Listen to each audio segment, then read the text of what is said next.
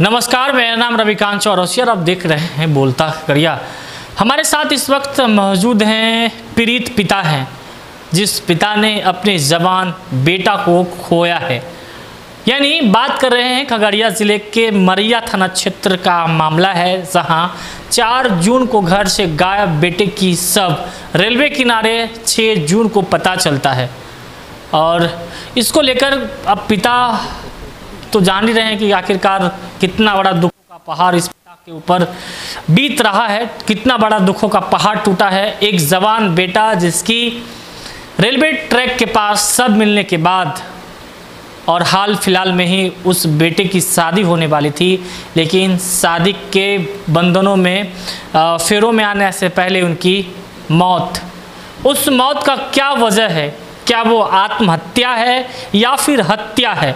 उस पिता के ही दर्द को जानते हैं। बताइए कि कैसे क्या कुछ घटनाक्रम है, उस घटना को कैसे देखते हैं? 4 तारीख को शाम 3 बजे दिन में मेरा लड़का बोला कि पिताजी हम जा रहे हैं, भागलपुर जा रहे हैं।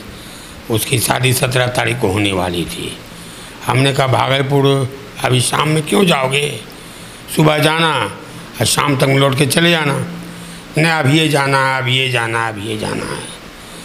मेरे पड़ोस में घर से पूरब तरफ विकास दास, पेशर स्वर्गीय सूर्य नारायण दास का लड़का, जो बराबर मेरे लड़के को सुन्ना में रास्ता चलते कुछ न कुछ धमकाते रहता था, तुमको मार देंगे, तुमको वो करेंगे, तुमको वो करेंगे।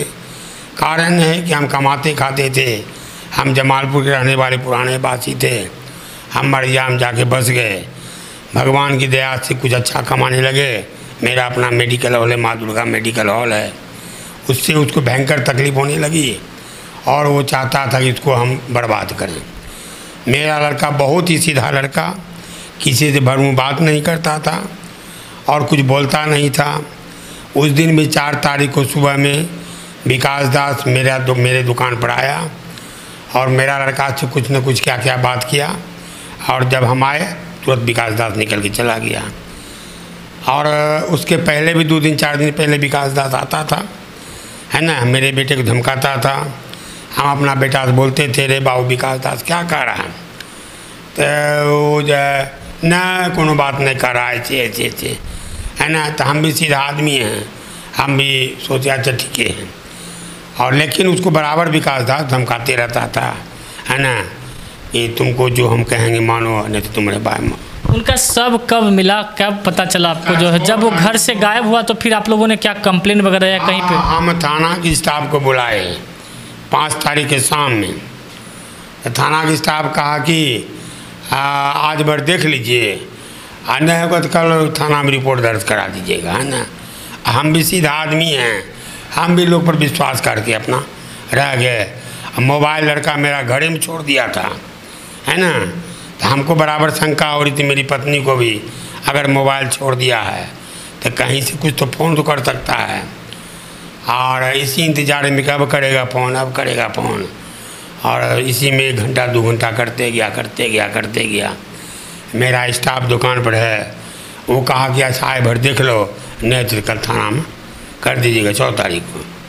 फिर सब मिलने की बात कब पता चला आपको? सब मिलने के बाद 6 तारीख को लगभग 11 साढ़े 11 बजे के लगभग। लेकिन हमको पूरी तरह आशंका है मेरे बेटा को 4 तारीख को, जब 2 दिन 3 दिन के बाद समाज के कुछ लोग, है ना, घुन करने लगे हैं मेरे लड़का को, मतलब कि बाज़ार में ही कुछ अगवा करके, आलम बाज़ार मरैया बस स्टैंड है, और वहीं पर से चाहे स्कॉर्पियो हो चाहे बोलेरो हो, उसको 5 से 6 साढ़े 5 बजे निकला घर से, है ना। हमको लगता है 7-8 बजे मार के उसको कहीं पर फेंक दिया है, भरत कन्हौर के पास।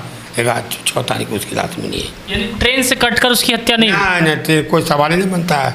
उसका पैर काट दिया गया है, माथे पर जो देखिएगा फोटो में पूरा उसको धारदार हथियार से काट दिया गया है।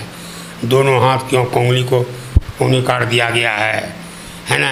उसका लिंग काट दिया गया। जब दाह संस्कार करने गए, देखिए लिंग भी उसका कटा हुआ था। हम तो पिता जैसे देखते हैं रोना शुरू कर देते हैं। पेट में भी यहीं पर छोड़ा मारा गया है। तो अभी खगड़िया के पुलिस अधीक्षक से, प्रशासन से क्या मांग किया है? हम चाहते हैं कि हमको अपराधी जो उसको पकड़ा जाए, उसको सजा दिया जाए।